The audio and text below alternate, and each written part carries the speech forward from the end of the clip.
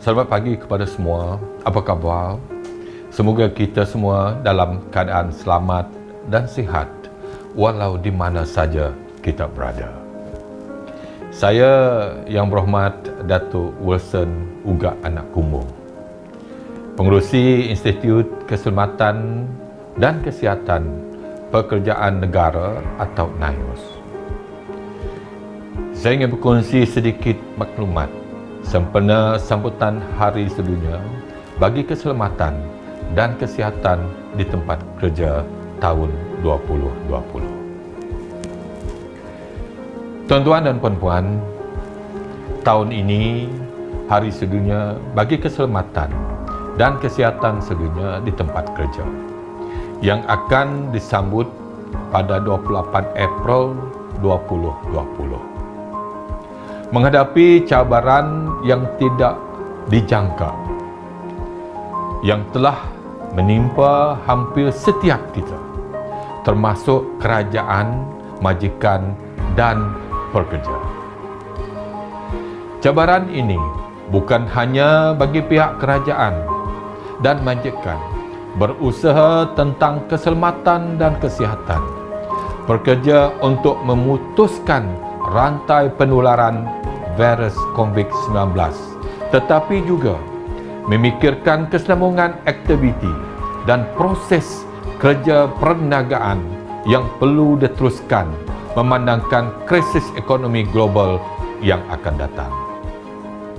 Pandemik ini menggambarkan keselamatan dan nyawa pekerja adalah jelas sebagai keutamaan utama kerajaan dan majikan untuk memastikan kelangsungan perniagaan dalam jangka panjang. Jika tidak, negara akan mengalami kerugian ratusan bilion ringgit kerana keadaan semasa. Oleh itu, keselamatan dan kesejahteraan pekerja adalah perhatian utama kita sekarang. Tuan-tuan dan puan-puan, bagi memastikan kelangsungan atau kelestarian industri, majikan perlu mengutamakan keselamatan dan kebersihan di tempat kerja untuk menyelamatkan nyawa dari ancaman virus COVID-19 yang membunuh ini. Langkah-langkah pengendalian yang diambil harus sesuai dengan tindakan yang disarankan oleh Kementerian Kesihatan Malaysia. Majikan tidak boleh mengambil lewa atau mengabaikan langkah-langkah keselamatan dan kawalan ini dengan apa jua kos. International Labour Organization (ILO) atau Organisasi Buruh Antarabangsa telah menetapkan tema sambutan Hari Sedunia bagi Keselamatan dan Kesihatan di tempat kerja bagi tahun ini adalah Stop the Pandemic, Safety and Health at Work Can Save Life, atau hentikan pandemik, keselamatan dan kesihatan di tempat kerja boleh menyelamatkan hidup yang sejajar dengan usaha negara untuk meningkatkan kesedaran di kalangan majikan dan pekerja untuk mencegah dan mengawal lebih jauh penyebaran COVID-19 di tempat kerja dengan memastikan bahawa langkah-langkah keselamatan dan kesihatan yang lengkap selalu dilaksanakan. Marilah kita bersama-sama berusaha di dalam menyelamatkan nyawa. Tuan-tuan dan puan-puan, saya juga ingin mengambil kesempatan ini untuk menyatakan ucapan perhargaan saya kepada Yang Amat Berhormat Perdana Menteri Tan Sri Muhyiddin Yassin dan Menteri Sumber Manusia Yang Berhormat Datuk Seri M. Saravanan di atas pelantikan saya sebagai pengerusi NIOS. Saya akan bersama dengan NIOS untuk terus berusaha memberi perkhidmatan terbaik bagi mempromosikan agenda keselamatan dan kesihatan pekerjaan di negara kita. Kepada semua pekerja, mohon terus selamat dan sihat. Kepada mereka yang tidak bekerja, mohon terus kekal di rumah. Dan mari bersama membantu memutuskan rantaian jangkitan COVID-19. Bersamalah kita akan berjaya melawan virus ini. Sekian, terima kasih.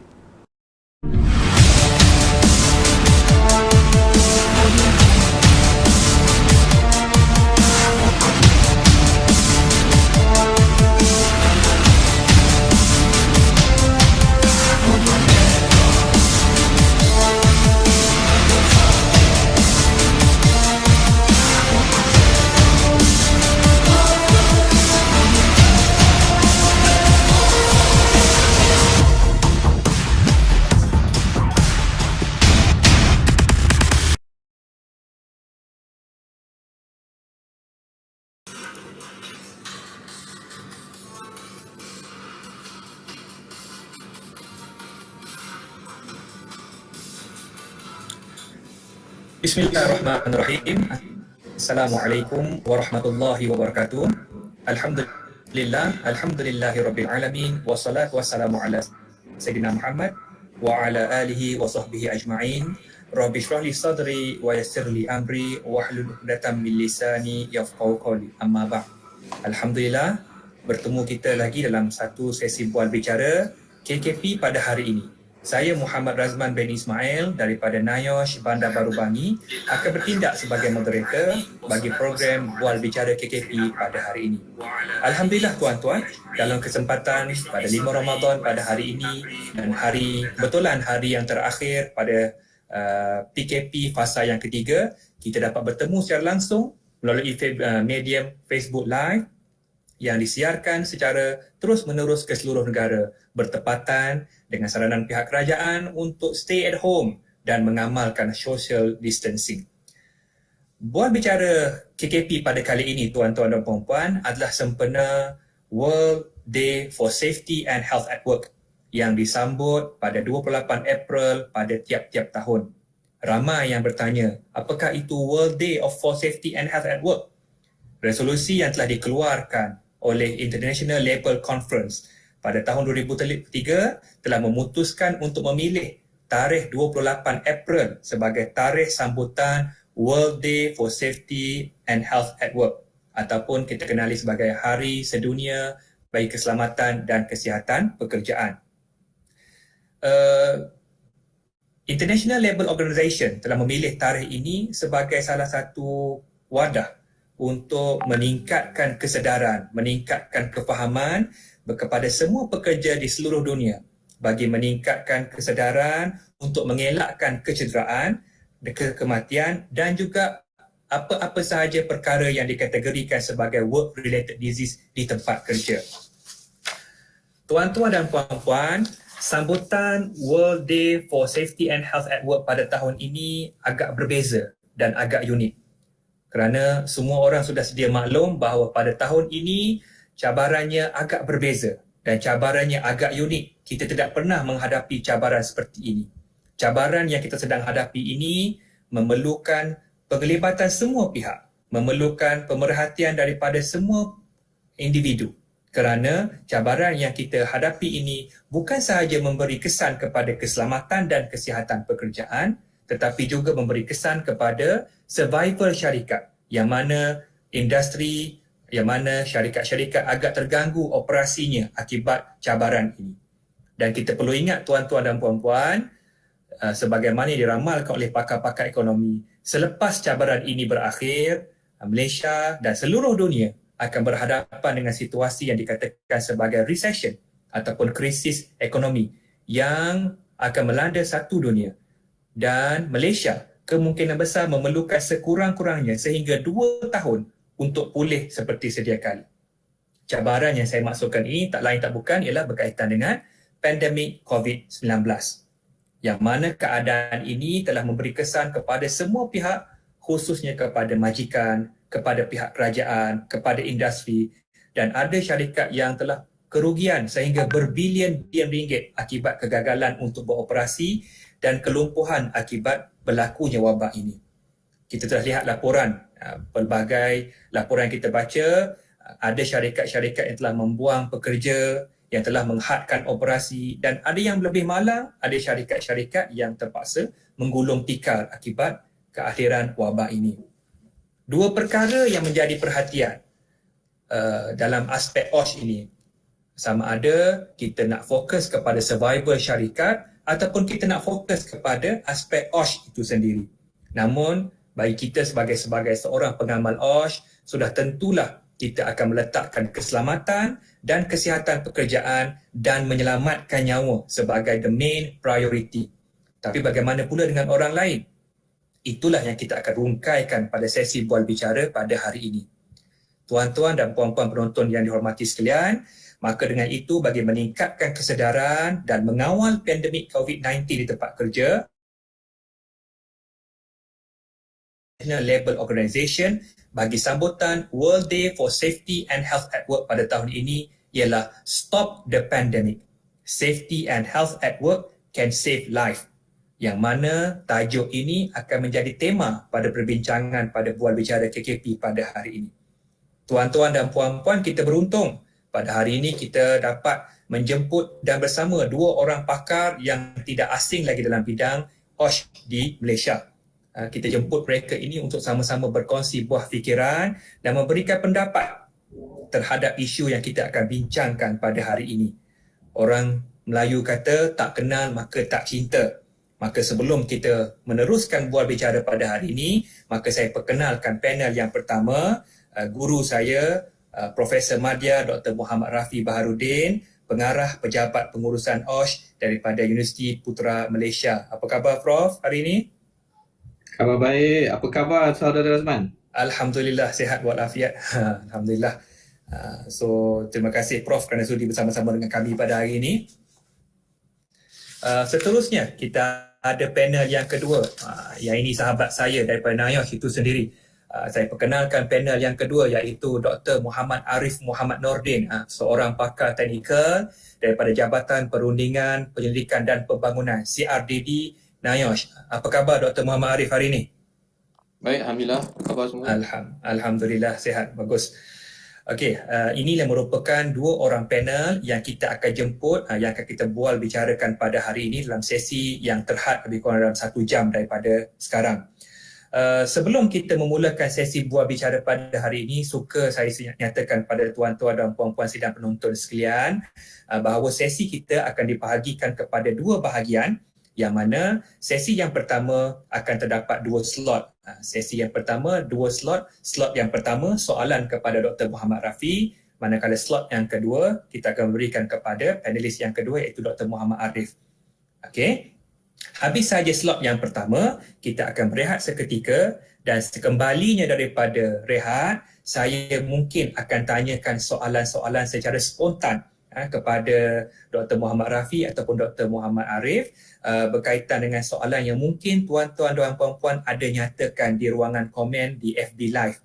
Jika ada soalan, tuan-tuan boleh tulis soalan di bahagian komen dan kami punya admin akan ambil soalan yang terpilih untuk kita ajukan. So jawab soalan spontan, jawapan pun spontan ya, jangan risau yang tu.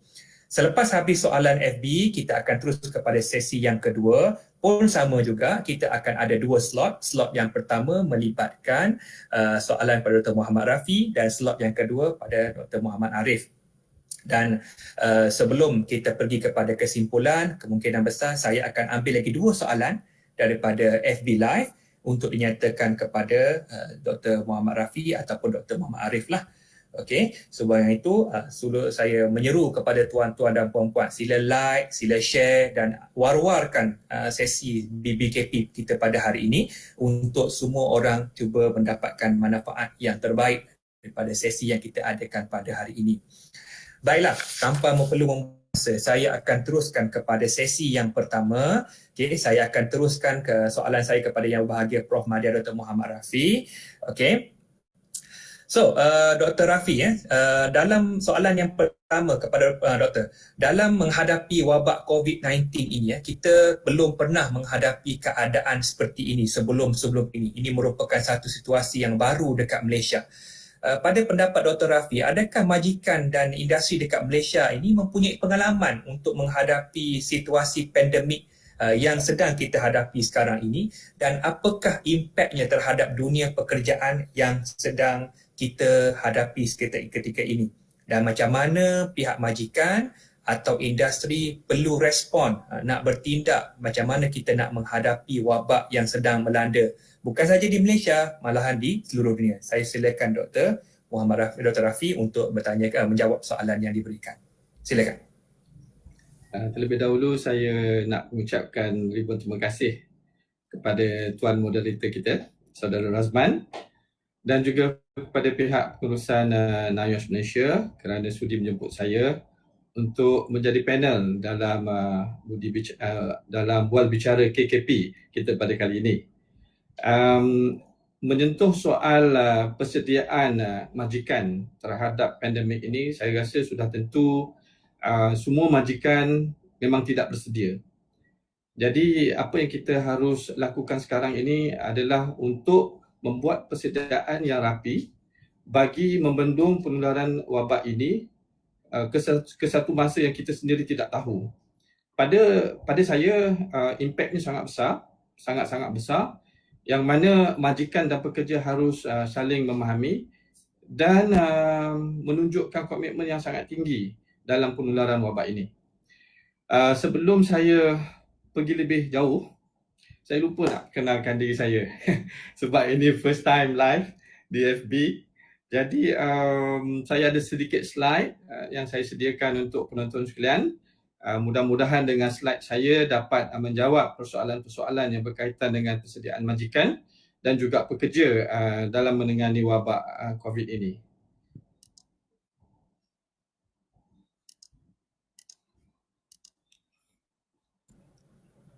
Okay. Dr. Rafi ada slide yang nak ditunjukkan kepada kita semua ni. Okey. Jadi saya juga merupakan seorang pensyarah di Jabatan Kesihatan Komuniti di Fakulti Perubatan dan Kesihatan dan merupakan fellow pengurusan risiko UPM. Dan untuk pengetahuan, kami juga membuat persediaan yang sangat rapi bagaimana untuk menghadapi pandemik wabak COVID-19 di institusi pengajian tinggi.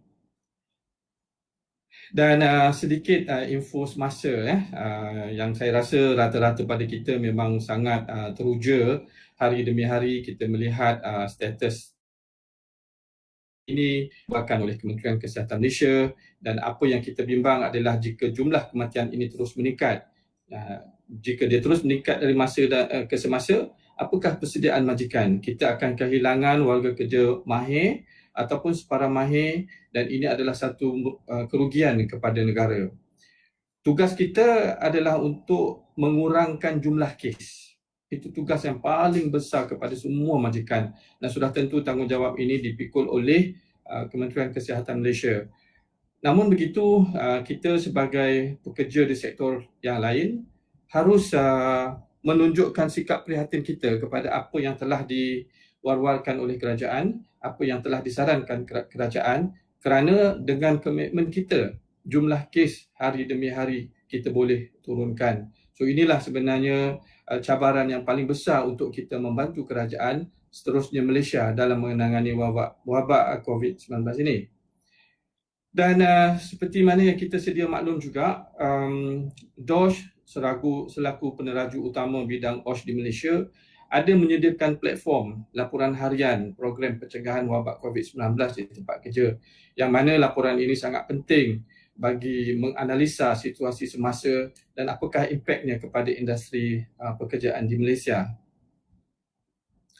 Now, kami di UPM, keprihatinan majikan dalam menangani wabak COVID ini, kami telah menubuhkan bilik gerakan, yang mana bilik gerakan ini beroperasi setiap hari, dan kami melakukan semua aktiviti meluluskan belanja darurat. So, sebab itu saya ingin tekankan di sini bahawa dalam menghadapi wabak ini, situasinya agak berbeza dengan apa yang kita hadapi sebelum ini.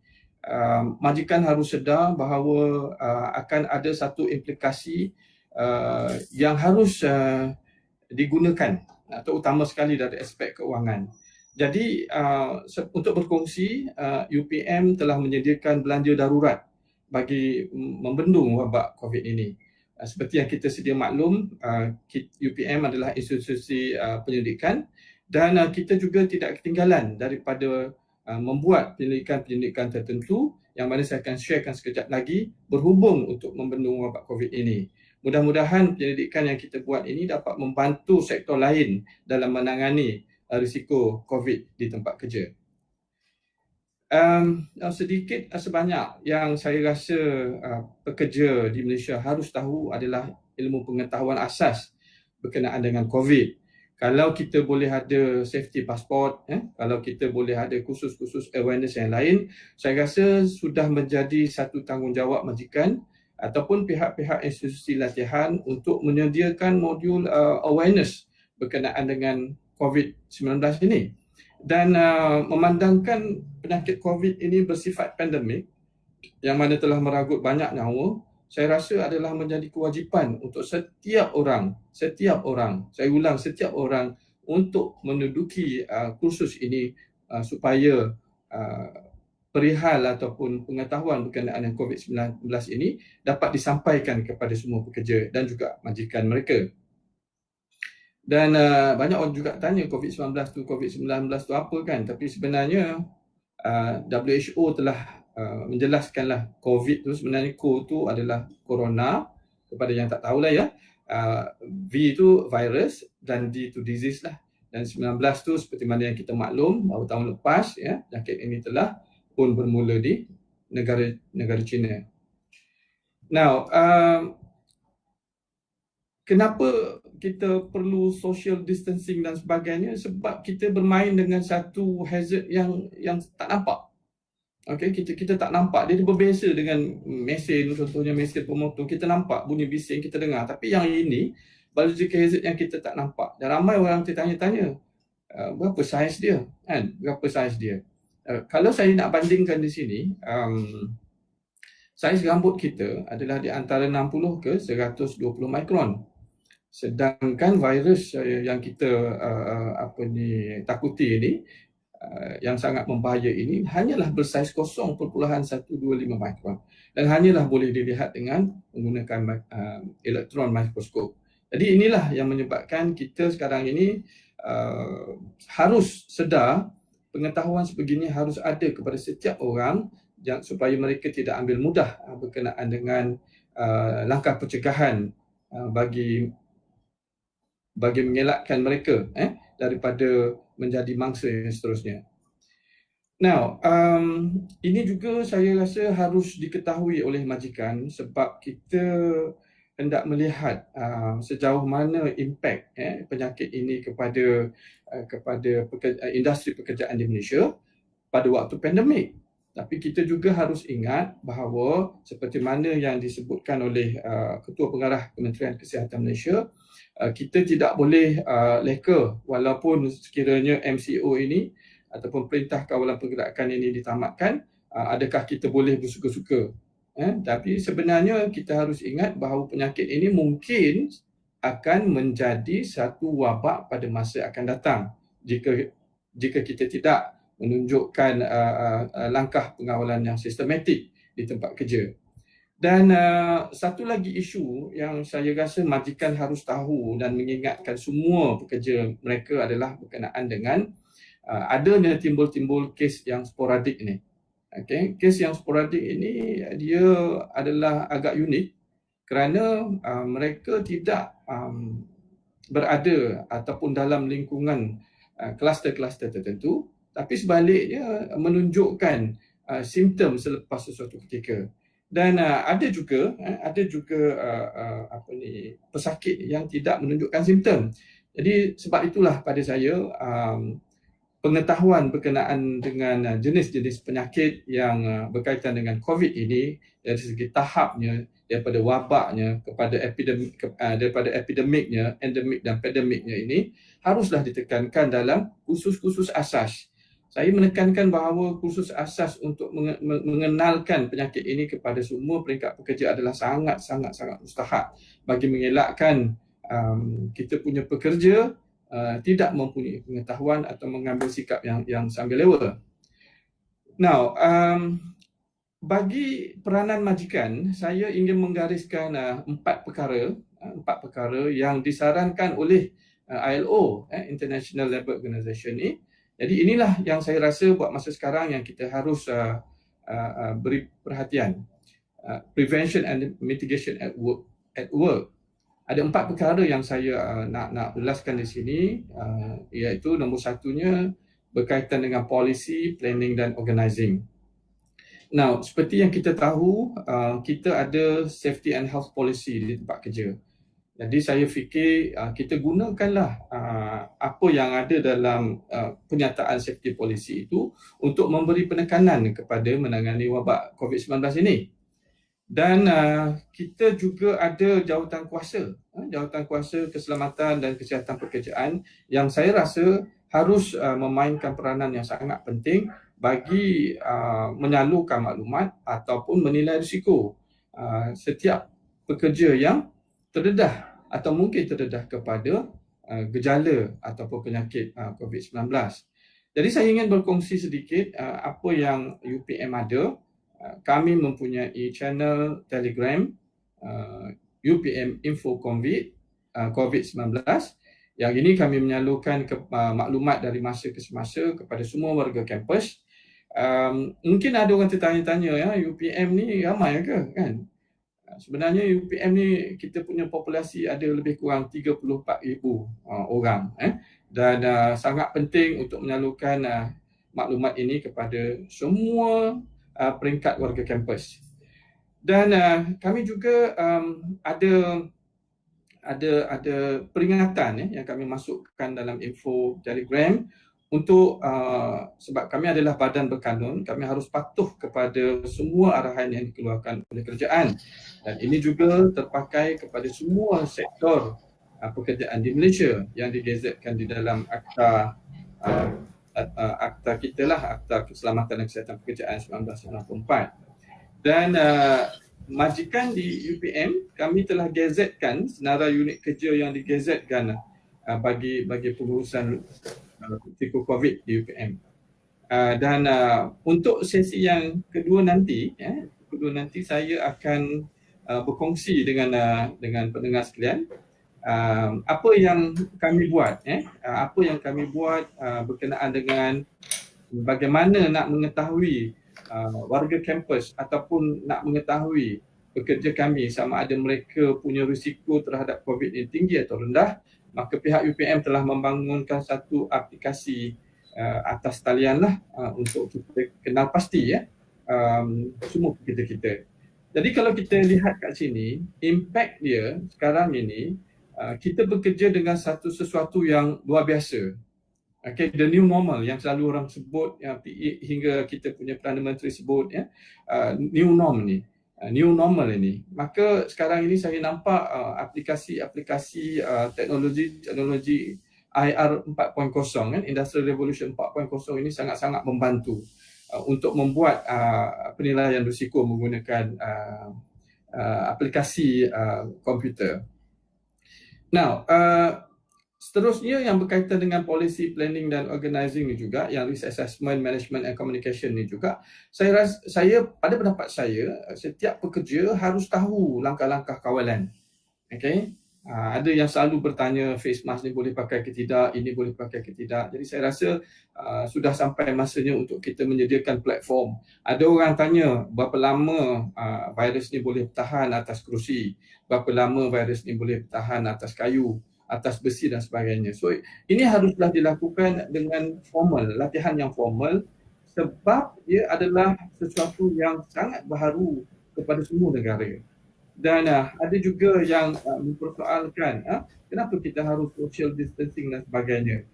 Jadi saya rasa mungkin majikan perlu menyedari hakikat kepentingan info-info pengetahuan yang seharusnya ada pada setiap pekerja mereka.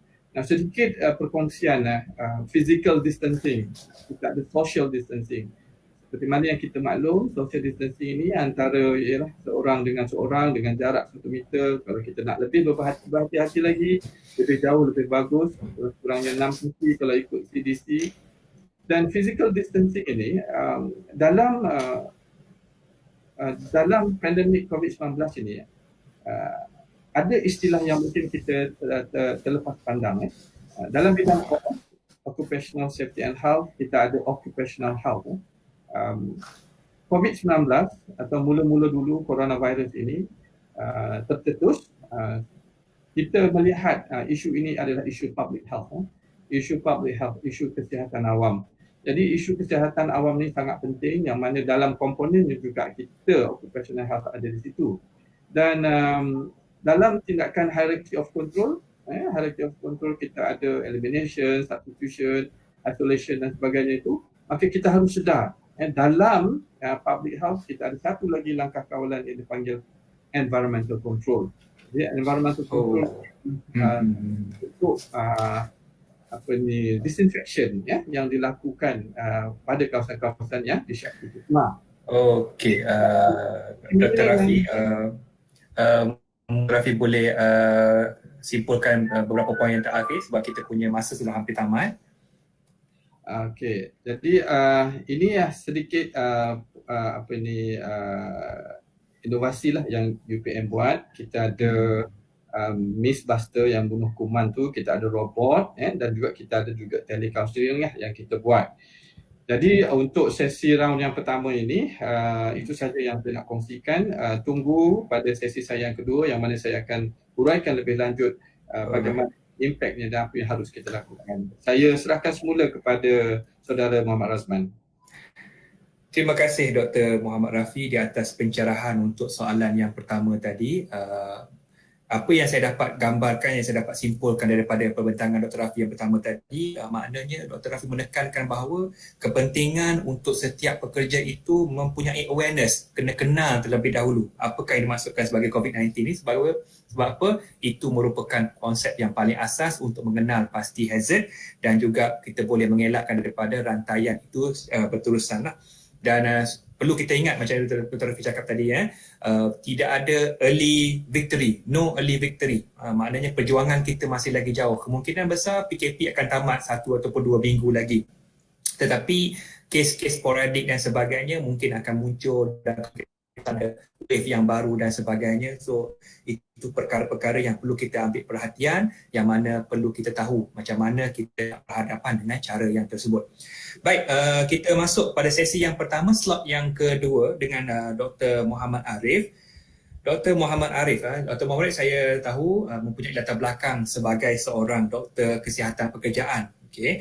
Jadi saya ingin bertanya pada Dr. Muhammad Arif lah. Okay.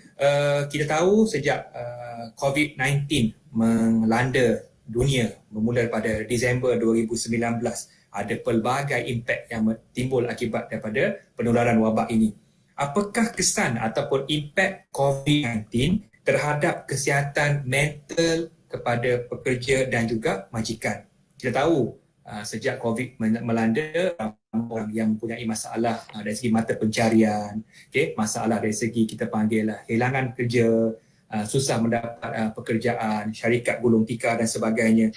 Macam mana majikan dan pekerja nak menghadapi dan nak mengawal situasi ini daripada berlaku dengan lebih teruk dan mengakibatkan kesan-kesan sampingan yang mungkin kita tak mampu nak kawal pada seterusnya. Baik, silakan. Bismillahirrahmanirrahim. Assalamualaikum warahmatullahi wabarakatuh. Terima kasih diucapkan kepada sahabat saya Dina, Tuan Moderator. Terima kasih juga kepada Profesor Dr. Rafi atas penerangan sebentar tadi. Okay, untuk menjawab soalan ni, saya akan cuba share slide kepada tuan-tuan dan puan semua. Sambil kita share slide ni, saya akan terangkan sedikit demi sedikit lah tentang jawapan daripada soalan tadi. Seperti yang telah dibincangkan tadi daripada awal, Tuan Moderator Dr. Rafi bercakap bahawa kita sekarang ni menghadapi satu pandemik yang baru. Pandemik ni agak besar dan dia melibatkan juga bukan saja sekadar pekerja tetapi pada masyarakat kita. Dan sekarang kita tengok bila dia melibatkan pekerja dan masyarakat, dia akan efek juga kepada kesihatan mental kita sebagai pekerja dan juga kesihatan mental masyarakat jugalah. Okay. So seperti kita tahu juga bila pandemik ini melibatkan masalah global, masalah ekonomi, masalah bagi society, okay. So benda-benda ni dengan uncertainty future macam mana penyakit ni dikawal, kita tak tahu lagi macam mana rawatan dia, kita tak tahu lagi bagaimana dari segi vaksinnya. Ini akan menimbulkan kita panggil sebagai anxiety, okay. Dan anxiety ni memang amat maklum lah, okay. Dan kita tahu juga kita dalam pandemik ni kita akan merubah cara kerja kita, okay? Dan kebanyakan kita akan kerja mungkin dalam kapasiti yang kecil.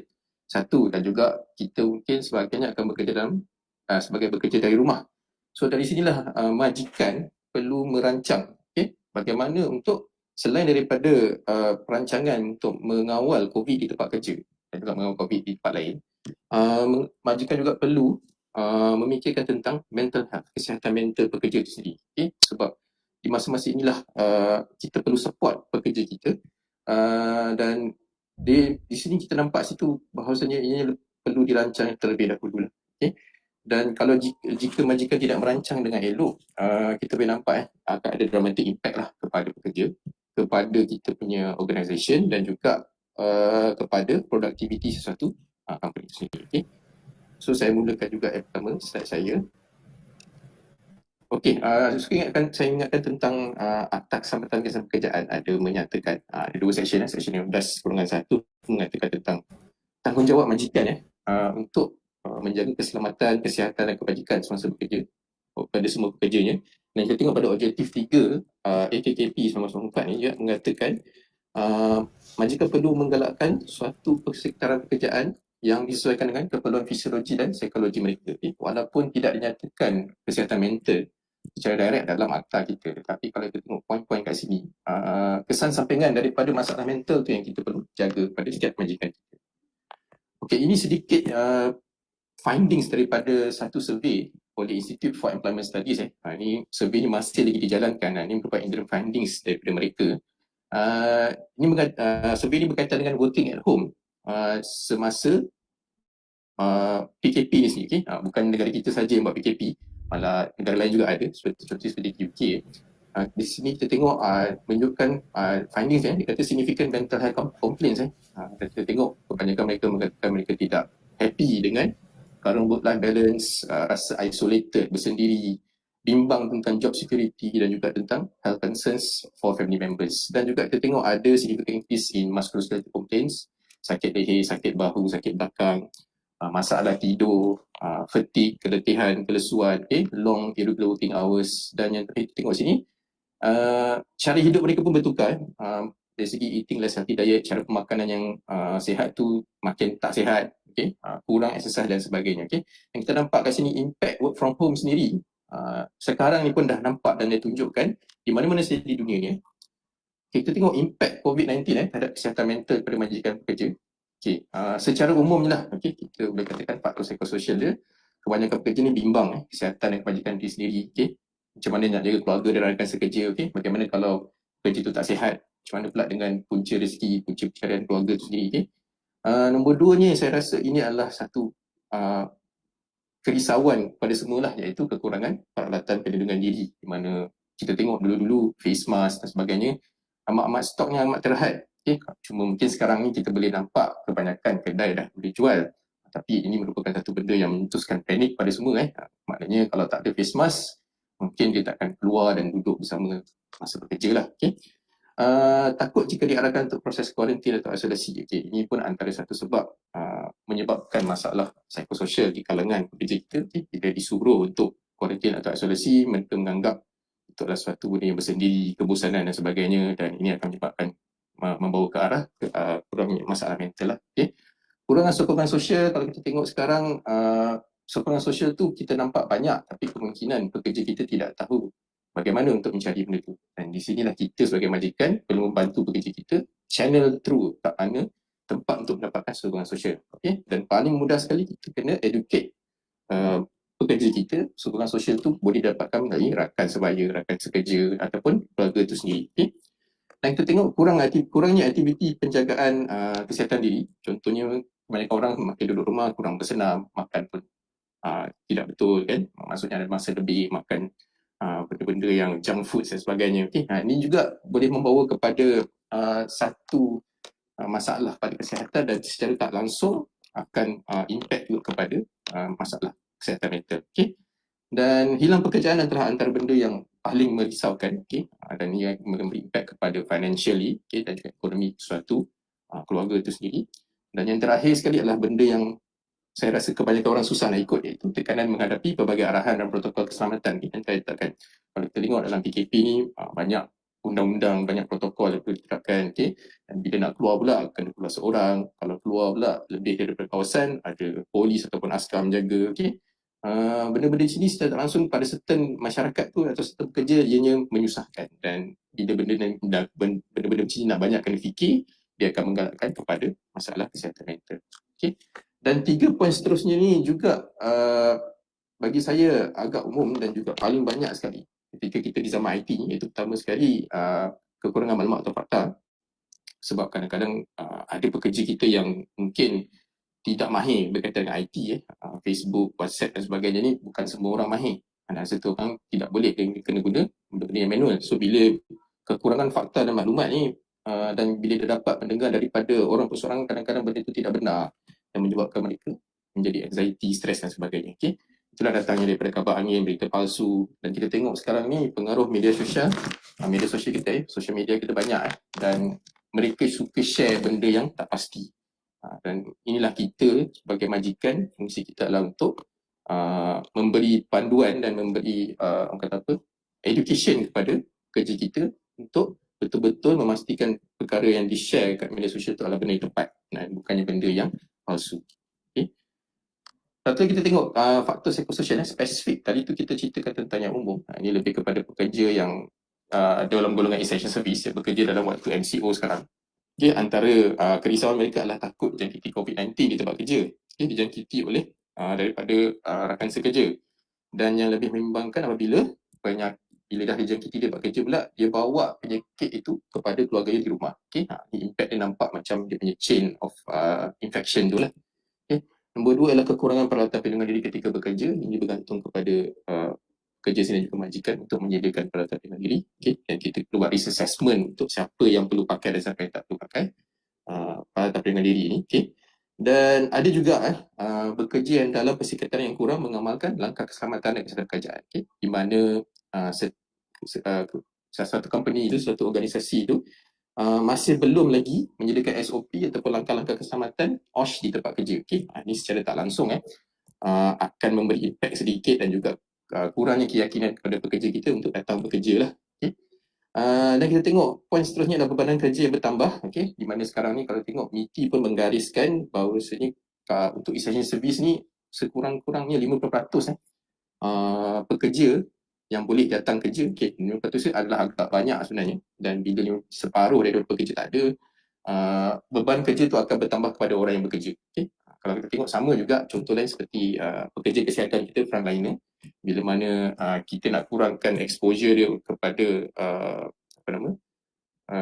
expose kepada COVID-19 di tempat kerja, kita cuba staggerkan shift dia. Dan kalau tengok satu-satu shift tu, doktor yang bekerja, nurse yang bekerja agak limit. Tapi dari segi pesakit yang datang tu lebih kurang sama. So benda-benda ni akan menyebabkan beban kerja bertambah dan agak stres. Tempoh rehat yang berkurang dan yang paling utama sekali adalah stigma dan diskriminasi. Di mana ada stigma yang mengatakan bila dia pergi ke tempat kerja, dia sebagai pembawa pada COVID dan orang tak nak jumpa dia sebagainya dan menyebabkan pekerja itu berasa keseorangan lah. Dan stigma ni selalunya kalau tengok di media sosial sekarang lebih kepada pekerja frontliner kita. Macam doktor dan nurse bila dia pergi ke untuk membeli barangan keperluan dan semua orang pun takut dengan dia dan tak bagi dia masuk dan sebagainya. Satu lagi untuk waktu bekerja semasa MCO ni, masa PKP ni, ada sebahagian yang bekerja di tempat kerja dan ada sebahagian yang bekerja dari rumah. Dan bekerja dari rumah juga akan menyebabkan stres. Bukannya bekerja dari rumah itu adalah satu benda yang seronok sebenarnya. Antara sebab-sebab lainnya adalah jika mereka akan rasa bersendiri, tiada rakan sekerja, mungkin duduk sorang-sorang dekat rumah dan tak ada siapa untuk kita check up, mungkin paling-paling pun akan bercakap melalui telefon sahaja. Dan juga waktu bekerja tidak menentu. Ini kebanyakan majikan juga kadang-kadang saya tengok mengganggu waktu luar waktu bekerja mereka lah. Contohnya kalau katakan waktu bekerja daripada 8 hingga 5, kadang-kadang kita nampak ada yang buat meeting pukul 9, pukul 10 malam, okey. Kemudian panggil meeting pada waktu hujung minggu dan sebagainya, okey. Kita perlu betul-betul susun, okey. Sebab ini yang kita katakan sebagai point nombor 3, keseimbangan antara kerja dan masa bersama keluarga, okey. Sebab di masa MCO ni lah kalau kita tengok, kita tak boleh menghantar anak-anak, siapa-siapa yang ada anak-anak kecil untuk ke sekolah, ke taskar sebab semuanya tutup dan mereka terpaksa menjaga juga anak-anak sambil bekerja dari rumah. Okay?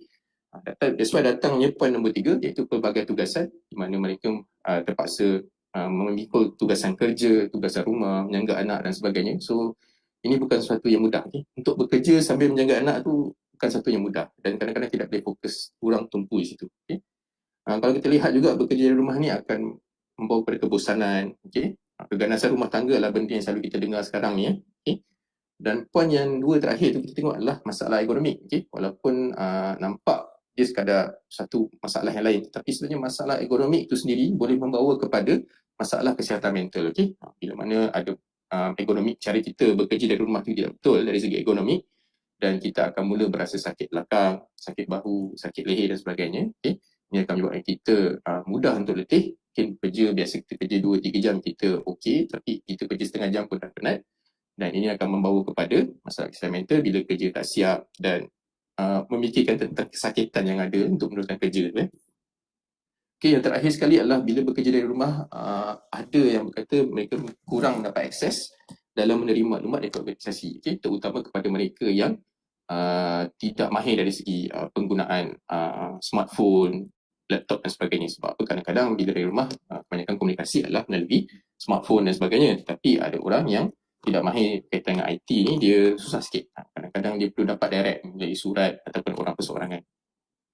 Okay, saya ingin tunjuk sedikit tentang sedikit perubahan emosi dan psikologi yang mungkin berlaku pada anda, dan bila anda ataupun keluarga anda atau pekerja anda mengalami situasi begini, inilah masanya untuk kita membawa pekerja ataupun sahabat anda ni berjumpa dengan health professional di klinik ataupun di hospital. Okay? Antaranya adalah gangguan tidur, okay? Perubahan selera makan, bimbang, cepat tersinggung, berdebar-debar, sukar tumpukan perhatian, mudah rasa sedih, luka bernafas dan juga hilang minat terhadap aktiviti yang disukai. Senang cerita, dia ada perubahan dalam dari segi cara hidup dia. Okey, doktor. Ada lagi doktor yang bahagian slide ini? Ada sikit lagi tak? Alright. Masa nak 1 minit doktor. 1 minit doktor. Okey. Okay. So langkah kawalan masalah kesihatan mental yang kita kali ini, antara yang saya nilaikan adalah 3 benda, iaitu penilaian pengurusan risiko. Okay. Kita kena sentiasa mengaklum keadaan semasa dari semua maklumat rasmi. Okay. Kita buat risk assessment kepada pekerja kita. Kenal pasti kumpulan pekerja yang lebih berisiko tinggi, fahami apa faktor risiko dia, dan daripada situ kita rancang dan laksanakan apakah langkah intervensi kesihatan mental terhadap pekerja kita. Dan yang terakhir adalah audit pelaporan terhadap pelan perancangan kita supaya kita boleh update selalu lah. Okay, ini contoh kita punya penilaian awal. Kita menggunakan borang DAS, di mana benda ni kita boleh dapat secara percuma di internet. Banyak lagi borang lain kita boleh gunakan selain daripada borang DAS. Okay.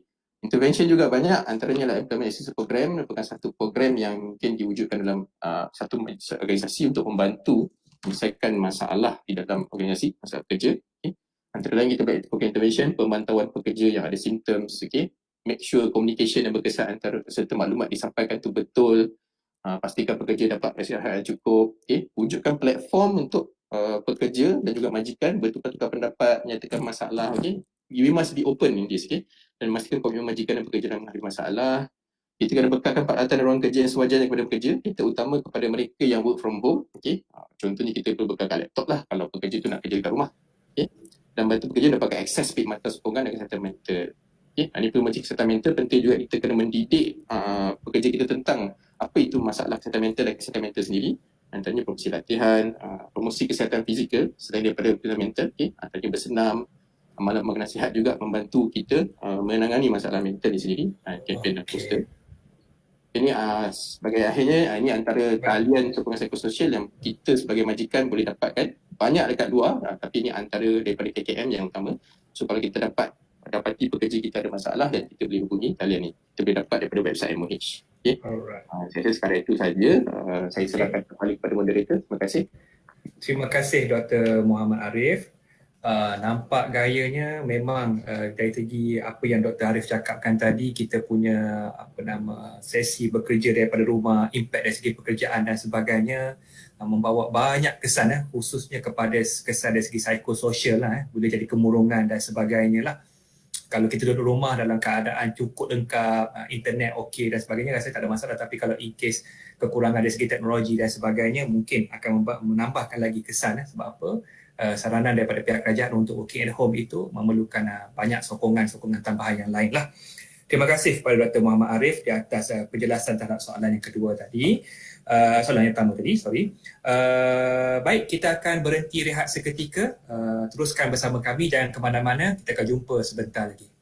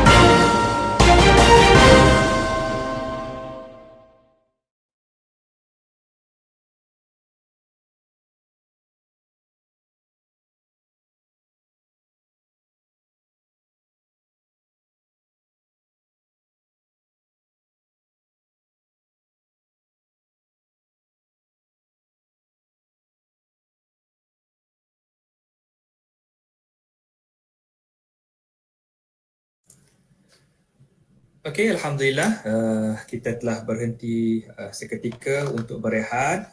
Sekarang kita masuk kepada sesi yang kedua. Ada 2 lagi slot yang kita akan hadapi sekejap lagi. Soalan kepada Dr. Arif dan juga Dr. Muhammad Rafi lah. Baik, sebelum kita teruskan dengan soalan yang kita dah sediakan, ada beberapa soalan yang datang daripada penonton di FB Live kita.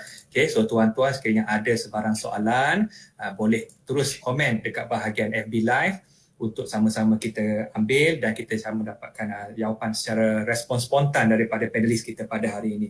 Baik, ada 2 soalan yang saya dapat dekat sini. Okey, soalan yang pertama daripada kita panggil penonton kita hari ini. Alright, soalan yang pertama daripada penonton kita, adakah konsep latihan OSH selepas ini akan bertukar ataupun akan berubah? Kita panggil new playing ground lah. Okey, Dr. Muhammad Rafi, apakah pandangan doktor terhadap konsep yang ini? Kita tahu sekarang ni masing-masing telah membuat perubahan dari segi konsep latihan.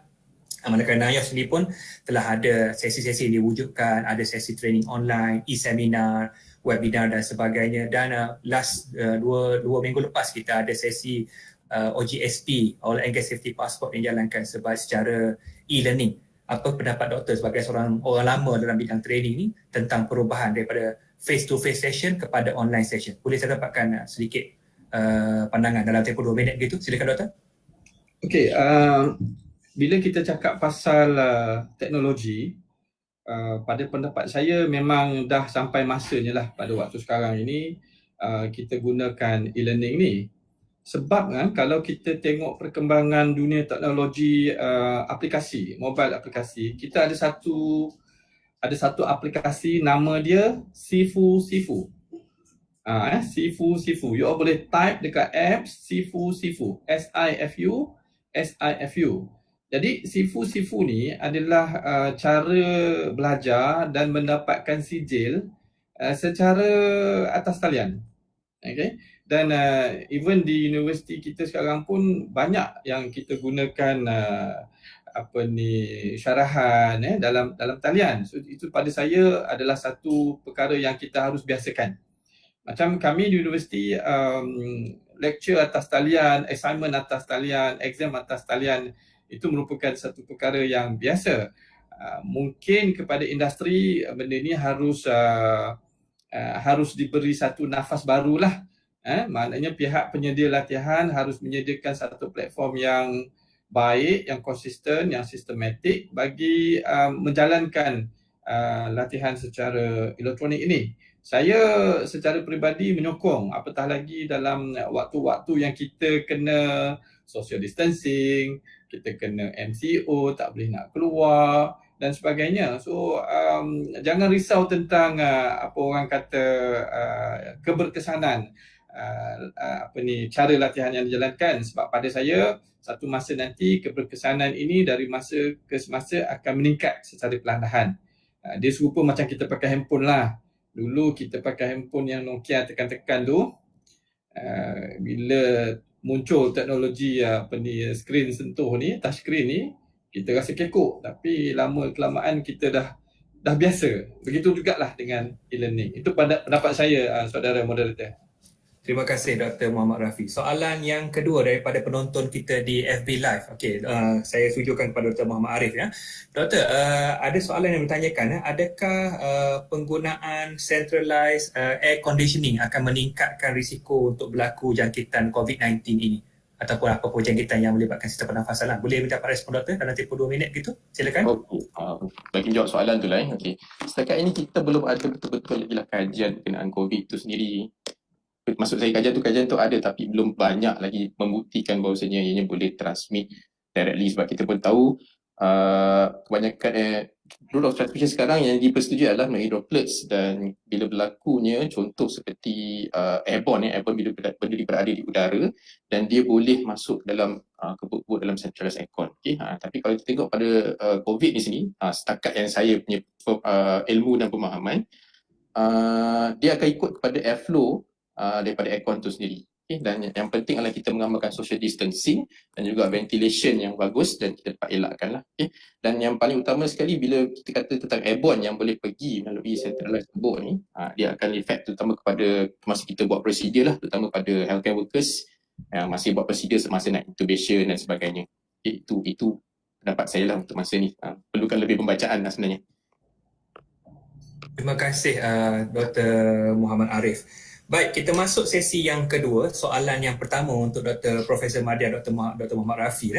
Baik, soalan yang ketiga kita nak masuk lebih kepada prosedur. Prosedur macam mana? Okey, sekiranya selepas wabak ini masih lagi berterusan, tetapi COVID-19 kita punya vaksin masih lagi belum ditemui, tetapi mungkin dekat Malaysia Perintah Kawalan PKP telah ditamatkan. Apakah persediaan yang perlu dilakukan oleh pihak majikan dan industri untuk kita panggil return to work, okay, dalam memastikan risiko COVID-19 ini terkawal? Kita faham dalam keadaan sekarang nak aplikasikan new normal, nak aplikasikan social distancing dan sebagainya. So macam mana majikan dan pekerja nak prepare diri mereka nak kembali bekerja dan nak pastikan wabak itu tidak akan menular menjadi wave yang baru? Silakan Doktor. Terima kasih Saudara Razman. Soalan ni penting sangat. Apa yang majikan perlu buat, jika kita lihat balik apa yang undang-undang kita sebut, kita kena buat penilaian risiko. Semua orang tahu bahawa kerajaan kita, iaitu melalui JKKP Malaysia, sedang dalam draft akhir untuk membangunkan peraturan berkenaan dengan pengurusan risiko itu sendiri.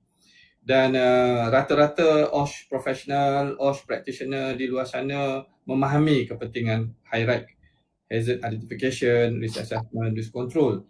Dan kita juga peka adanya ISO 45000 yang memberi penekanan kepada pengenalpastian hazard, kawalan risiko dan juga peluang. Dalam bahasa Inggeris dipanggil opportunity.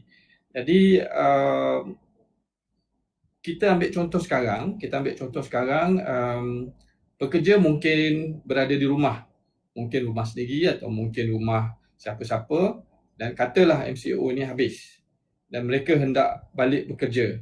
Jadi ada banyak isu yang harus kita kenal pasti sehinggakan isu-isu ini mendapat perhatian daripada Kementerian Kesihatan Malaysia. contohnya penggunaan apa tu kita panggil tunnel sanitizer tu yang kita masuk dalam terowong dan sebagainya. Ada beberapa isu yang berkaitan dengan false security, adakah benar tunnel sanitizer ini boleh membunuh COVID-19 ini. Jadi banyak pertanyaan, banyak peluang-peluang yang dibuka untuk mengenal pasti ataupun mengenal pasti isu-isu yang berkaitan dengan keberkesanan langkah-langkah kawalan kejuruteraan yang dicadangkan. Kami mendapati bahawa something is better than nothing lah. Itu yang mustahak lah, something is better than nothing. Jadi pada pendapat saya, even kami di universiti pun telah bangunkan satu aplikasi atas talian untuk mengenal pasti hanya mereka yang berisiko rendah sahaja. Yang berisiko rendah sahaja yang kami benarkan untuk datang ke pejabat lah. Jadi bagaimana nak mengenal pasti mereka yang berisiko rendah tu? Jadi saya akan berkongsi dengan penonton ataupun pendengar sekalian apa yang telah kita bangunkan dalam satu mesyuarat yang dipanggil mesyuarat Emergency Response Team, yang mana ahlinya adalah ahli yang terdiri daripada ahli JKKP kita sendiri sebenarnya. Jadi saya akan tunjukkan aplikasi inilah untuk kita sama-sama lihat dia punya ni, sekejap ya.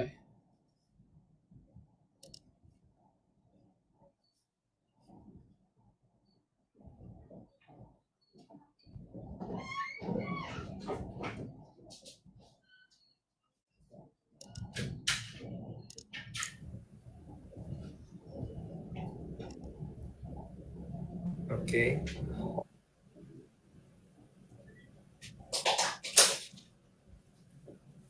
Okay, Dr. Rafi nak sharekan kita punya website yang dikembangkan oleh pihak UPM ya.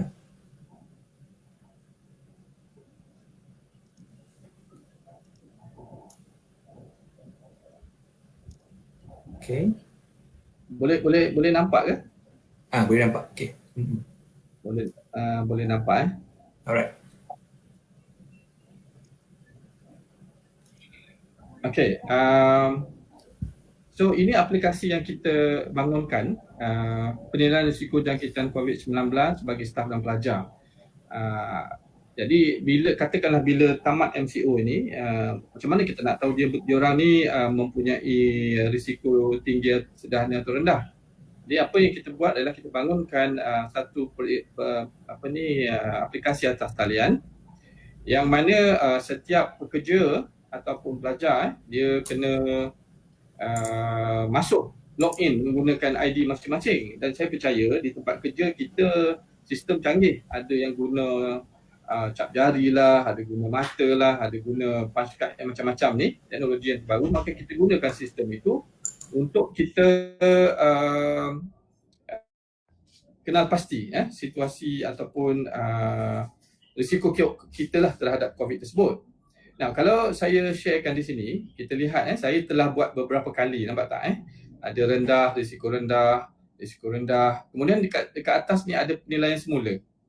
Okey, ada penilaian semula. Now, penilaian semula ini sangat penting. Sangat penting sebab kita tak tahu berapa lama MCO ni akan tamat. Jadi kita pun tak tahu hari ini mungkin kita sihat, esok lusa mungkin kita tak berapa nak sihat. Jadi apa yang penting adalah kita buat penilaian berdasarkan kepada tahap kesihatan kita hari-hari. Dan penilaian ini juga penting bagi mengenal pasti status kita sekarang sebagai baseline. Okay, sebagai baseline. Jadi ada beberapa soalan asas yang kita bangunkan. Right? Yang ini adalah paparan setelah kita dah kemaskini profil. Jadi yang tu tak nampak lah dalam skrin ni. Contohnya macam umur, kemudian alamat sebenar di mana, kemudian alamat berada sekarang ni. Sebab MCO ni kita tak tentu. Mungkin ada yang sepatutnya di Serdang tapi rupa-rupanya sekarang berada di Johor contohnya. Jadi ini sangat penting sebab kita pun faham kerajaan ada menyediakan zon mengikut warna, zon COVID mengikut warna di daerah masing-masing. Jadi kalau kita lihat dekat sini ada zon merah, zon jingga, zon kuning, zon hijau, yang mana zon ini melambangkan bilangan kes. Jadi kalau saya kata dia lebih pada 41 orang, maka merah lah. Jadi untuk kita pastikan pekerja kita selamat, dia harus juga melihat kepada daerah yang dia duduk. Sebab kalau daerah dia hijau, kita pun rasa adalah sedikit confident yang daerahnya itu insya-Allah bebas daripada COVID ini kan. Jadi bila kita dah buat ini, maka saya akan klik seterusnya. Dan bagaimana untuk mengetahui status zon semasa, kita ada sediakan link kepada Telegram MKN. Jadi Telegram MKN ni dia boleh terus lihat apa yang ada lah. Now, ada 19 soalan semuanya untuk kita mengetahui sama ada kita ni berisiko merah ke, kuning ke atau hijau. Maka kita ada 19 soalan yang kita perlu jawab dengan jujur lah. Jadi kalau kita tak jujur dekat sini, mungkin kita akan membahayakan nyawa orang lain di kemudian hari. Jadi soalan-soalan yang kita tanya ada kaitan dengan simptom simptom yang dikeluarkan oleh WHO dan juga yang telah dikemaskini oleh Kementerian Kesihatan Malaysia. Dan simptom ini boleh berubah-ubah boleh berubah-ubah mengikut sifat virus COVID itu sendiri. Kalau kita lihat di Wuhan dulu, simptomnya mesti nombor 1 demam tapi sekarang ni ada pesakit COVID yang tidak menunjukkan demam. Jadi therefore penilaian risiko ini harus ada dia punya formula dia. Okey, kita nampak kat sini 19 soalan, tetapi di belakang framework aplikasi ini kita telah bangunkan dia punya formula. Okey, dia punya formula. Jadi saya contohnya, adakah anda mempunyai kesukaran bernafas secara tiba-tiba ketika ini? So saya tidak. So saya kena tanda tidak lah. Seterusnya. Tapi mereka yang ada katakan masalah pernafasan, dia kena jawab ya dengan jujur. Ada batuk, saya kata tidak. Jadi saya terus. Ada sakit tekak? Tak juga. Saya terus. Adakah anda mengalami demam ketika ini? Tidak. Saya terus lagi. Adakah anda darah tinggi? Kalau ya, iyalah. Kalau tidak, tidak. So saya tak ada. So saya seterusnya lagi. Adakah anda mempunyai diabetes atau kencing manis? Tidak. So saya seterusnya lagi. Adakah anda mempunyai penyakit pernafasan kronik? Tidak. So saya terus lagi. Adakah anda mempunyai penyakit jantung? Tidak juga. Seterusnya. Now, yang ini pula adalah bahagian yang kita nak kaitkan dengan kluster-kluster. Setakat semalam tak silap saya ada lebih kurang 27 kluster yang telah dikenal pasti yang merebakkan penyakit COVID ini. Dan kalau kita lihat kat sini, saya tak ada, saya tak pergi mana-mana. So saya seterusnya. Adakah dalam 14 hari kebelakang ini kontak rapat? Tidak juga. So tak ada kena-mengena dengan kontak-kontak rapat. So tidak. So saya akan tulis tidak lah. Saya ada pergi tidak tablik di Septaling pada tarikh tersebut? Tidak. So saya akan seterusnya tulis tidak lah. Dan adakah anda menghadiri majlis pengurusan? Tidak. So tidak. So saya terus lagi. Di Sarawak juga tidak. So saya kena jawab tidak. Di perkahwinan di Bandar Baru Bangi juga tidak. Seterusnya. Yang ini kluster-kluster baru yang telah dikeluarkan. Madrasah di Jerantut, Pahang, Selangor, Jasin, Melaka dan sebagainya. Tidak juga. Jadi saya akan klik tidak untuk soalan-soalan yang tidak berkaitan dengan saya. Ini ada kluster Kampung Baru. Semalam kita dengar ada kluster pasar pula kan. Adakah anda dikaitkan dengan kluster Senayan? Tidak juga. Jadi ataupun soalan yang terakhir ni dia bersifat sangat umum sebab kita tak tahu berapa kluster lagi yang akan ada. So kita asalkan kita mempunyai connection ataupun perhubungan dengan mana-mana pesakit yang telah disahkan COVID, maka kita kena tulis iyalah. Kalau tidak, kita akan tulis tidak dan kita hantar. Nah, bila kita hantar, dia akan keluar ni. Risiko. So apa yang saya harus buat? Dia ada kad pengenalan saya, dia ada tarikh bila saya isi apa keputusan yang saya buat. Yang penting di sini, kalau kita lihat yang kedua tu, tindakan. Semua warga diminta mematuhi perintah kawalan pergerakan. Ini yang dikeluarkan oleh kerajaan lah ya. Yang kedua ni, boleh diarahkan bekerja oleh ketua jabatan. Nampak boleh diarahkan bekerja. So yang ni yang saya rasa untuk persediaan majikan untuk mengetahui dia punya pekerja itu boleh atau tidak boleh, maka dia harus ada satu platform untuk dia ukur. Tapi dia ada clause kat sini walau bagaimanapun ketua jabatan tidak boleh mengarahkan pegawai yang menerima apa-apa perintah yang sah yang dikeluarkan oleh mana-mana pegawai diberi kuasa di bawah Akta 342 untuk ada bekerja. Ini maksud dia, walaupun dia hijau, tiba-tiba nak jadi cerita, dia dapat surat daripada pegawai yang diberi kuasa tu mengatakan bahawa anda tidak boleh hadir bekerja atas alasan sekian, maka dengan itu arahan ketua jabatan dia terbatal. Jadi inilah yang harus kita tahu. Now, saya ambil satu contoh, saya buat penilaian semula. Katakanlah saya tulis ya. Ya. Seterusnya tidak. Seterusnya ya. Seterusnya tidak.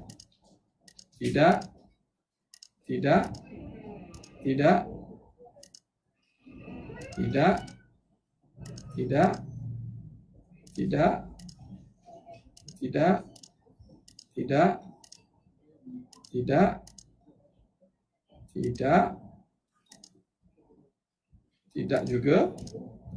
Katalah saya tulis je. Seterusnya tidak, hantar. Nampak tak? Jadi bila risiko tinggi dengan automatik, dia tak boleh datang kerja.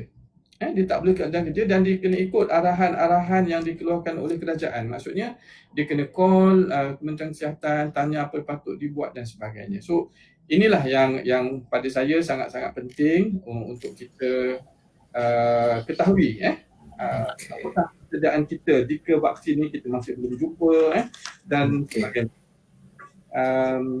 Pada pendapat saya, kalau kita tak tahu risiko pekerja kita yang akan datang ni, saya rasa pihak majikan harus fikir 10 kali lah untuk membenarkan pekerja dia datang. Sebab Ketua Pengarah Kementerian Kesihatan kata kita harus sentiasa bersedia dan membuat persediaan rapi. Kita harus membuat penilaian risiko. Ikut undang-undang kita pun kita harus membangunkan apa sahaja kaedah yang kita boleh untuk sama-sama mengenal pasti pekerja kita, sama ada mempunyai risiko ini atau tidak. So inilah yang saya rasa harus kita tahulah. Right. Okey, Dr. Rafi, ada lagi yang tambahan? Setakat ni tak ada. Itu je. Alright. Okey. Terima kasih Dr. Muhammad Rafi di atas pencerahan untuk soalan yang ketiga tadi, untuk sesi yang kedua. Baik, sebagaimana kita faham tadi, Dr. UPM telah membangunkan sistem kita panggil pengurusan risiko untuk mengenal pasti sama ada status seseorang itu sihat ataupun tidak sihat sebelum dibenarkan untuk hadir bekerja ataupun hadir kuliah dan sebagainya lah. Tapi itulah doktor, kita perlukan satu elemen yang sangat penting lah, keikhlasan untuk menjawab soalan tu. Itu agak sukar juga tu kadang-kadang tu kan.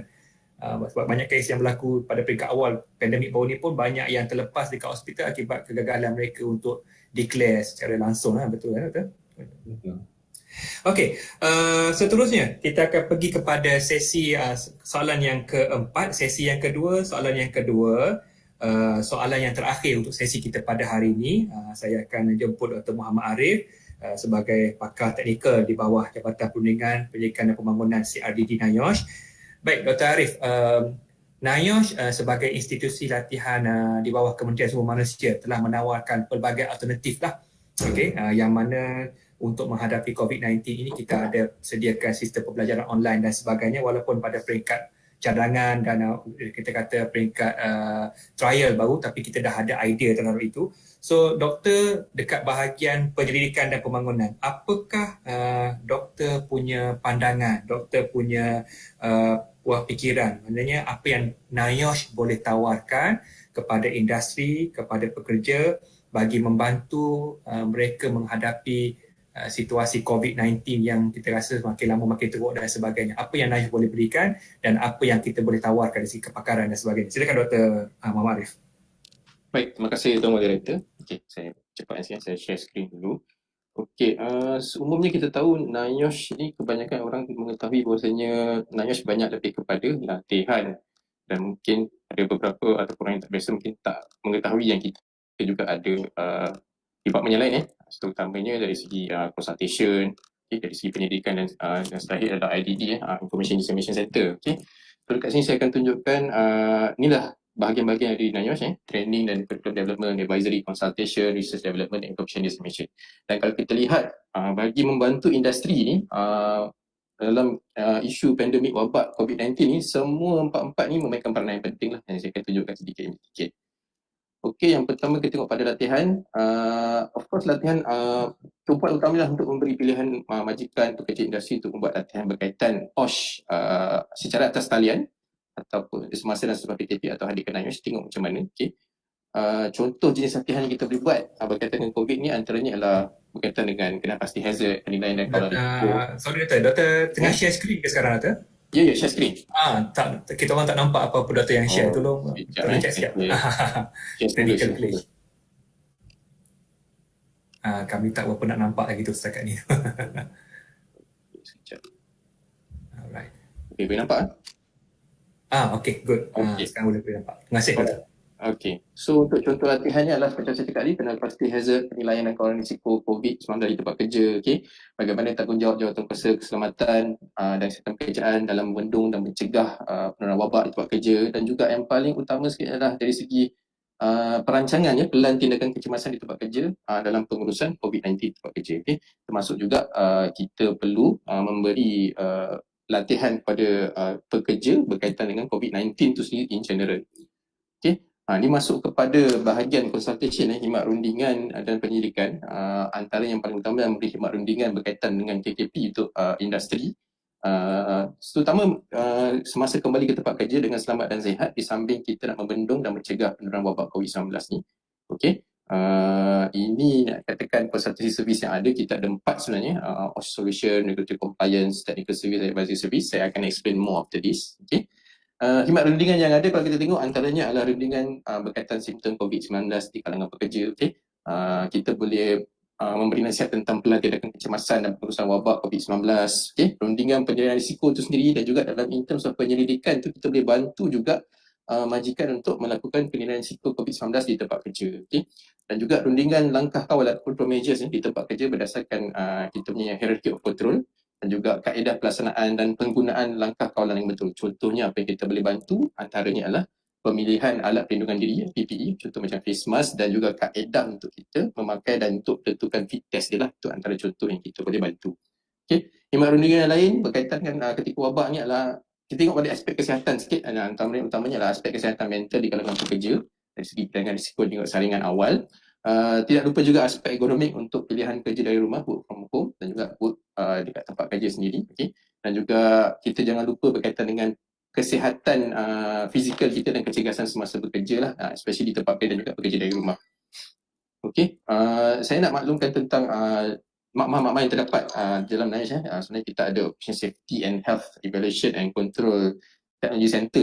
Kita ada beberapa makmal di bawah department kami, dan antaranya ada 2 makmal yang telah membantu secara tak langsung atau secara langsung frontliner kita semasa wabak ni lah. Okay, saya bagi contoh, antaranya adalah DASMAS Lab, di mana makmal ini telah menjalankan antara fungsi makmalnya adalah untuk menjalankan ujian fit testing secara kuantitatif untuk mengesahkan PPE itu fit dan sesuai untuk dipakai. Okey, kalau kita tengok dalam gambar ni, antara rupa dalam makmal tu, kita ada di sebelah kanan tu adalah filter penetration test equipment yang digunakan. Ini kalau kita tengok antara alat-alat yang digunakan untuk pengujian filter test. Kita tengok di sebelah kiri tu gambar di mana N95 sedang di test. Dan juga sebelum ni gambar ni diambil sebelum perintah kawalan pergerakan dilaksanakan lah. Masa ni kita masih boleh lagi keluar. Di mana masa ni kita telah membantu pihak KKM mengajar tentang fit testing dan menentukan sama ada staf KKM pakai face mask dengan betul ataupun tidak. Okey, ini antara sumbangan kita lah. Dan yang terbaru pada baru-baru ini, kita juga telah membantu in terms of filtering test performance kepada beberapa face mask yang akan digunakan oleh kita punya frontliner yang telah disumbangkan oleh pihak-pihak NGO atau pihak luar kepada Kementerian Kesihatan. Itu antara inisiatif kita untuk membantu dalam COVID-19 ni. Okay, antara yang keduanya lab yang kita dah membantu bukan pihak industri tapi membantu frontliner kita, mungkin akan datang kita boleh bantu pihak industri, iaitu Forensic Engineering Lab di mana kita telah menghasilkan prototype face shield sebenarnya dihasilkan daripada makmal kita, dan kita tengok ni antara gambar-gambar face shield yang telah dihasilkan. Dan face shield ni kita telah sumbangkan kepada frontliner di Hospital Tengku Jaafar baru ni, dan kita boleh tengok kita punya Executive Director Tuan Nurusi Encik Ayub Saleh, Tuan Ayub Saleh sendiri telah turun dan menyampaikan face shield hasil daripada makmal di NIOSH kepada pihak Hospital Tengku Jaafar. Dan di belah kanan telah rupanya kita punya face shield yang kita telah hasilkan. Okey, tidak lupa juga satu bahagian iaitu penyebaran maklumat Information Dissemination Center. Ini sebenarnya sentiasa ada daripada awal sampailah sekarang. Kalau tonton semua tengok di Facebook NIOSH dan juga laman sawan NIOSH, kita ada beberapa infografik yang kita telah tunjukkan. Infografik ini sebenarnya dihasilkan oleh pasukan-pasukan pakar-pakar kami di consultation, tak semestinya di consultation dan juga di bahagian-bahagian lain berkaitan dengan COVID-19 dan juga apa yang berkaitan dengannya lah. Okay. Ini contoh di mana di Facebook kita, tuan-tuan boleh lihat di Facebook NIOSH, dan antaranya kita telah buat beberapa siri seminar online semenjak 2 minggu yang lalu. Okay. Dan seminar kita pada ini juga antara satu inisiatif daripada pihak Information Dissemination Center. Kita juga telah menghasilkan lebih daripada 20 infografik berkaitan dengan COVID-19 ni, dan ini lebih kepada masalah industri juga pekerja dan majikan. Jangan lupa juga pada masalah secara umum di komuniti. Ini antara saya tunjukkan sedikit sahaja. Sebenarnya tuan-tuan dan puan-puan boleh tengok banyak lagi infografik yang dihasilkan di Facebook NIOSH lah. Okay. Dan bukan sekadar infografik saya dihasilkan, tetapi kita juga menghasilkan beberapa video berkaitan dengan COVID-19 ni. Antaranya kita boleh tengok sini adalah social distancing for individuals, for families, di tempat kerja. Okay. Dan kita juga menghasilkan satu video berkaitan dengan home workout supaya kita boleh memberi ilmu dan pengajaran kepada komuniti juga dan juga pada pekerja berkaitan dengan cara untuk menjaga fitness, kecergasan di tempat semasa PKP ni lah. Okay. Dan antara tempat ni untuk pinjam maklumat adalah tak lain tak bukan di website NIOSH sendiri. Dan kita boleh tengok sentiasalah website ni selalu diupdate sebenarnya. Okey, yang terakhir kalau kita tengok selain daripada itu kita juga ada FYI. FYI ni stands for your information. Okay? Dan saya rasa sekejap lagi akan dikeluarkan for your information untuk bulan April, di mana dalamnya terkandung pelbagai maklumat berkaitan dengan COVID-19 dan cara untuk kita menanganinya, mengawalnya di tempat kerja. Okay? For your information ni sebenarnya berkala setiap bulan. Dan kalau kita tengok yang saya letak di paparan ni adalah daripada bulan Januari, Februari dan Mac lah. Dan April tu lagi cantik dan kebanyakannya lebih kepada COVID-19. Okay? Dan inilah sebenarnya cara-cara untuk NIOSH berperanan. Tak semestinya melalui latihan saja yang semua orang pun pasti tahu, tapi kita juga ada bahagian-bahagian lain yang membantu dari segi consultation daripada pakar-pakar kami. Okay? Pakar kami terdiri daripada chemist, kita ada hygienist, kita ada pelbagai engineer pun kita ada, dan juga kita ada doktor dan nurse untuk membantu jika terdapat masalah occupational health untuk kita bantu jugalah. Okay? Dan yang terakhir daripada IDD yang di mana semua tim-tim di NIOSH ni akan menyumbang tenaga untuk menghasilkan satu informasi kepada pihak industri di luar sana. Okay, saya rasa setakat itu saja share saya untuk hari ini. Moga bermanfaat. Saya serahkan kembali kepada Tuan Moderator. Terima kasih Dr. Muhammad Arif di atas perkongsian yang diberikan tadi. Maknanya NIOSH ni dah sediakan pelbagai platform lah, kita bagi cadangan dan sebagainya, yang mana tuan-tuan dan puan-puan penonton di luar sana boleh pergi ke website NIOSH dan cuba dapatkan info yang mana berkaitan, boleh download dan sebagainya lah, untuk membantu tuan-tuan dan puan-puan di luar sana untuk berhadapan dengan wabak COVID-19 ini. Baik, kita sudah sampai kepada soalan yang terakhir. saya mewakili pihak pengurusan tidak memohon maaf kerana kita tak mampu nak ambil lagi soalan-soalan yang lain disebabkan oleh kekangan masa. InsyaAllah pihak IIDD NIOSH akan cuba berhubung dengan pihak tuan-tuan yang tanya soalan secara live tadi dan kita akan jawab secara offline lah. Okey. Baik, sedikit sebelum kita tutup majlis kita, saya ingin minta panelis kita untuk menyimpulkan hasil daripada perbincangan pada hari ini. Short, kita panggil conclusion, 1 minit sahaja daripada Dr. Rafi dan daripada Dr. Muhammad Arif lah. Apa yang Dr. Rafi punya kesimpulan dan juga harapan dan juga sama dengan Dr. Muhammad Arif. Apa kesimpulan dan harapan. Jadi kita bagi pada Dr. Rafi 1 minit, silakan. Kesimpulan saya adalah kita sebagai rakyat Malaysia dan juga sebagai seorang pekerja, kita harus patuh kepada apa saja yang telah disarankan oleh kerajaan Malaysia, terutamanya bagi mengelakkan kita menjadi mangsa seterusnya. Dan pesanan saya kepada pihak majikan dan pihak pekerja, sentiasalah mengemaskini informasi-informasi berkaitan dengan COVID. Hadirlah kursus walaupun secara online, dapatkan maklumat untuk kita sama-sama meningkatkan ilmu pengetahuan kita terhadap satu penyakit yang boleh membunuh kita. Dan ingatlah bahawa penilaian risiko adalah satu platform yang sangat penting untuk majikan mengenal pasti sejauh mana risiko pekerja mereka untuk balik semula bekerja di pejabat nanti. Itu saja Tuan Moderator. Terima kasih Dr. Rafi. Padat dan bernas. Baik, kita dengar harapan dan juga kesimpulan daripada Dr. Muhammad Arif. Apa yang Dr. harapkan daripada perbincangan pada hari ini yang akan membuahkan hasil? Silakan Dr. Okey, pendek saja. Okey, pertamanya seperti mana Dr. Rafi cakap, saya harapkan kepada pihak majikan dan juga pekerja sentiasa up to date dengan informasi yang terkini dan jangan lupa untuk up to date SOP kita di tempat kerja. Bukan sekadar semasa MCO ni, malah selepas MCO ni slowly kita akan lifted sebab tidak bermaksud MCO ni habis, maksudnya virus tu tak ada. Sebenarnya masih ada. So, kita kena masih lagi meneruskan segala amalan pencegahan kita terhadap penyakit ni lah. Dan yang terakhirnya, saya juga ingin menggalakkan semua pengamal keselamatan kesihatan pekerjaan untuk sama-sama kita berganding bahu, bekerjasama dalam membantu majikan kita juga pekerja lah untuk menghadapi dan mengawal wabak COVID ni di tempat kerja supaya kita dapat juga mengawal komuniti kita sendiri. Okay, itu saja dari saya. Terima kasih. Terima kasih Dr. Muhammad Arif. Alhamdulillah kita telah bersiaran lebih kurang 1 jam lebih. Sekarang sudah hampir pukul 12.30 tengah hari. Kita telah selesai membincangkan topik Stop the Pandemic, Safety and Health at Work and Save Life. Alhamdulillah.